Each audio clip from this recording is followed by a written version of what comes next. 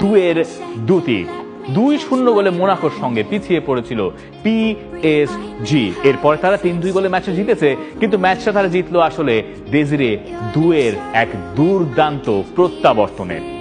ওই ম্যাচে যখন 2-0 গোলে পিএসজি পিছিয়ে পড়লো, তখন নাকি লুই এনরিকের মনে হয়েছিল 2-0 হওয়ার পর তিনি সবকিছু ছেড়ে টেড়ে বউ বাচ্চার কাছে চলে যান।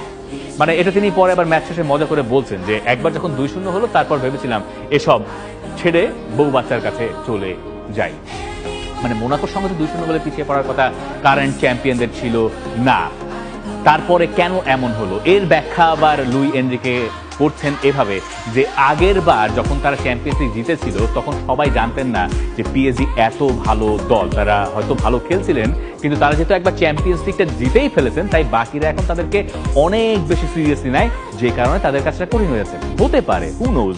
কিন্তু এই জায়গায় এই লুই এনরিকে ম্যাচটা জিতলেন মূলত একটা ফোর্স সাবস্টিটিউশনে। মানে ডেজিরে দুয়ে তো শুরু করেন নাই, উসমান দেমবেলে শুরু করেছেন। ইনজুরির কারণে তাকে তুলে ফেলতে হলো, ততক্ষণে 2-0 গোলে পিছিয়ে পড়েছে কারেন্ট চ্যাম্পিয়নরা। ডেজিরে দুয়ে মাঠে নামলেন, ফার্স্ট টাচেই তিনি গোল করলেন।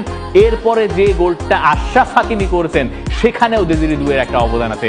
তার ওই শট যখন গোলকিপার ব্লক করেছেন, রিবাউন্ডে গিয়ে আশরাফ হাকিমি গোল করেছেন, আর তৃতীয় গোলটাও দুয়েই করেছেন। অথচ এই দুয়ে 2026 সালে গোল করেছিলেন এর আগ পর্যন্ত মোটে একটা। লিগ আর সবশেষ ম্যাচে যে পিএসজি হেরেছে রেনের কাছে, সেই ম্যাচের পর দুয়ে প্রবলভাবে সমালোচিত হয়েছিলেন তার ফর্মহীনতার কারণে। সবশেষ তিনি চ্যাম্পিয়ন্স লিগে গোল করেছিলেন 7-2 বলে ওই যে লেভারকুসেনের সঙ্গে যে ম্যাচটা হয়েছিল পিএসজির সেখানে, অর্থাৎ অক্টোবর মাসে গিয়ে।